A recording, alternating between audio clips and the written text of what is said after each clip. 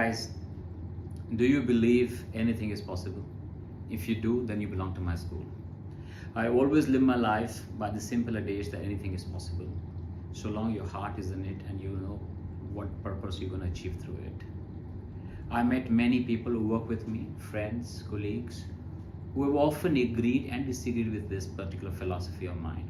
Many have been shocked, many have shown dismay, and many have loved the challenge that I presented them during the journey. Today I'm going to present to you how this particular approach has helped me reach where I have reached and has brought tons of joy to my life because of the satisfaction I got by doing what was seen at some stage the impossible. Limitation is something I must address at the beginning itself, that we put on ourselves. Nobody puts limitation on our potential. You're not defined to do or not to do basis your background, your education, your form, your body type, your color of hair, the region you come from. No, none of that really actually exists. What exists is our own mind space in which we put to ourselves what is possible and what is not. I never had a set formula. My teachers didn't give me a set book through which I could actually come to the conclusion of how to achieve excellence.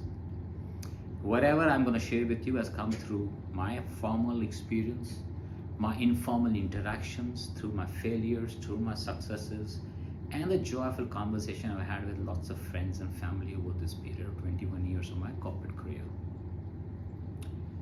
But even before I started my corporate career, I honestly believed in it, and many things that I did in my youth came basically from the notion that anything is possible.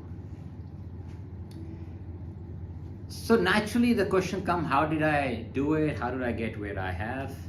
And I'm going to share with you some guiding principles that has allowed me to reach where I have. First, I want to start, and this is something that I have set on myself, because eventually the journey of achieving the impossible starts with you. It doesn't start with anybody else. And to me, the first step for this journey is setting the highest benchmarks. Very often, people set low benchmarks. They set benchmarks in which they are comfortable, benchmarks that they have seen their colleagues, seniors, or otherwise people have met, and they are quite comfortable in that should they achieve those benchmarks. I come from a school of thought that the benchmark must be the highest. You must put yourself in discomfort when you take up a task. It also comes from my natural bent for curiosity to do the unknown, and I desire to put myself in testing situations. I have always enjoyed what I do, but at the same time I try to do what others are doing. To me, that has always been a big attraction. Also, like I always say, I never had a dull day. It's because I try to do something new every day. Almost every day of my life, I've done something different than I've done in the previous day or the week or the year. Obviously, I'm grateful for the opportunity that came to my way, but I think if you're striving and looking for it, you certainly will get to do new things that you want to do every day, and that will set your mindset to do and set high benchmarks for yourself. Second principle that I've set for myself is give yourself the time to prepare for this audacious goal that you set. You don't come prepared with all set of knowledge. You do not know everything, and I think it should be very humble for all of us to accept that we do not know everything in the beginning. But certainly by the end you should know everything, otherwise you're certainly not going to succeed. But to suggest that you know everything in the beginning of every project, I think is kind of setting yourself a failure. And in the same breath, I would say give yourself time to prepare for the journey that you're undertaking. The journey is going to be tough because the benchmarks are high. If you want to scale the Everest, you will have to work very hard in preparing yourself. Therefore, you should always remember that setting yourself, preparing yourself, enabling yourself, resourcing yourself is the starting point to reach to your goal. Third, and I think it's again a word which is said in different form, teamwork, etc., but I use the word collaborations with like-minded people. It's very essential that you collaborate, and by collaborate, basically you're sharing responsibilities, you're sharing ideas, and you're sharing space with people. You are co-creating. You cannot create anything alone in this world today. You have to co-create and put this in practice. Obviously, this is something that I have learned over the years. It wasn't told to me in day one.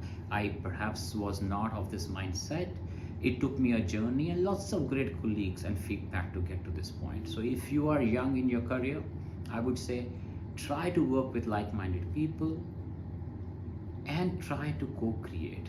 I'll give an example. In TV shows, web series, movies that one produces, we have a crew of 200, 300 people to create that one shot. Of the 300 people, maybe 150 or 200 are unsung heroes. But without them, I can promise you that perfect shot won't happen. So even a small shot of 2 minutes or 3 minutes takes 300-400 people to create. But if you do not have the habit of co-creating and appreciating what everybody will contribute to the table, you will not reach to your goal. Fourth is most important to my mind, and very often,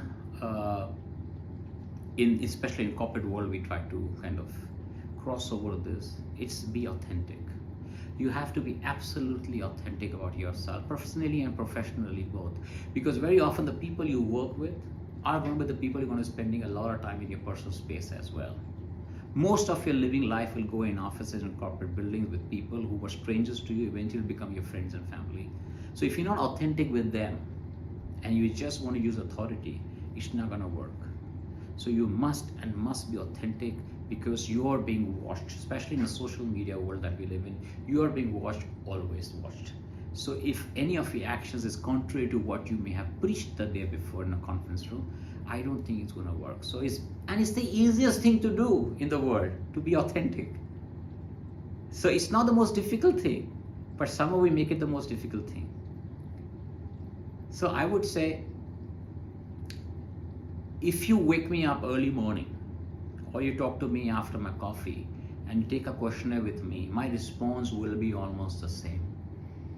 And that is the proof of whether you're authentic or not. And I think I've lived my life with a lot of authenticity, and it's helped me kind of get and win friends. And I've enjoyed that journey a lot. 5 is, and I think it's going to be perhaps a little contrary to what I said to you earlier, which is about collaborate with like-minded people. But the 5th is very critical. Embrace the critics in your life. The critics in your life are very important. And if you do not have critics in your life, which means that you are a personality which do not want any challenges.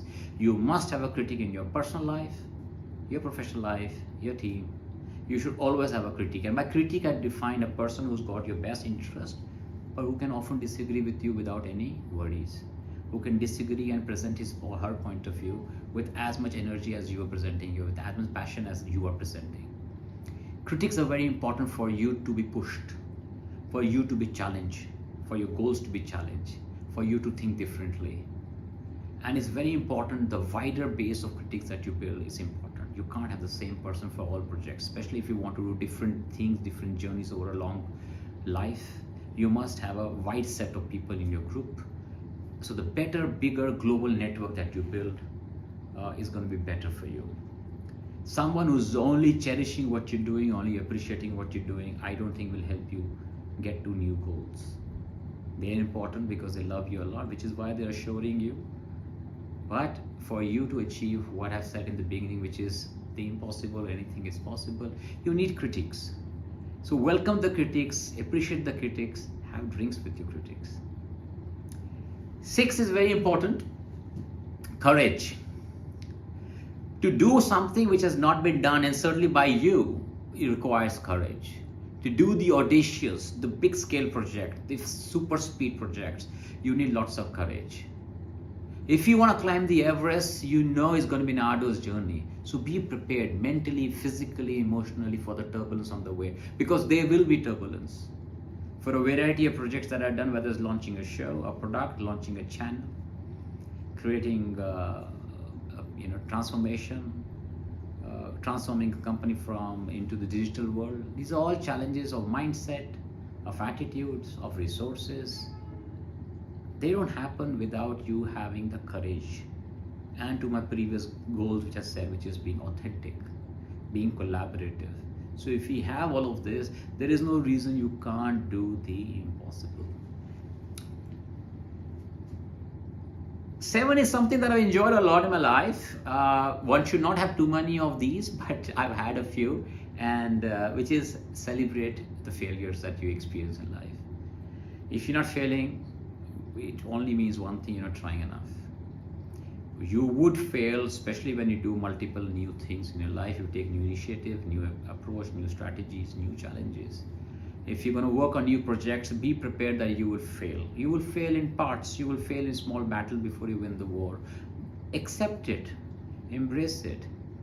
I've had a variety of failures in my life, whether it's launching a campaign, whether it's even launching a channel. But what do? You learn from them. What do? You improve from them. What do? You build a mind muscle that you will not repeat those mistakes, those assumptions again. So failures are critical for large successes. So to me, failures will basically help you scale the impossible. It's not success, because success are very, very scantily analyzed. What we normally analyze most are failures.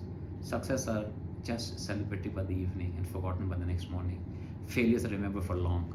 So embrace your failures, and it be maybe in your personal life as well, because failures in your personal life will also help you change as a personality, mature you as a professional. So today we live a life where a personal professional gets kind of combined very easily. All are linked. They all come with a common goal, because they all come to build the authenticity in you. Finally, and my eighth principle that I think, which has helped me get to where I am, is that you are not doing it for yourself. What do you mean by this? What I mean is, there's always someone watching who's seeking inspiration by what you're doing. It could be in your family, it could be in your company, it could be in your team, it could be in your competitor's company. There's always someone who's getting inspired. Do it for them. Just don't do what you're trying to do for yourself, because I think then you make the goal very small. Do it for a larger section. I do almost everything I do to inspire the people I work with, and certainly from a personal life to inspire the two daughters that I have, for them to realize what I'm doing and perhaps pick something from what I've done in their own fashion. Again, you don't have to preach. Everybody is too smart to pick what they want to pick, and they will pick what they want to pick. But you should certainly know that you are not doing it for yourself, because if you're doing for yourself, you're becoming very small.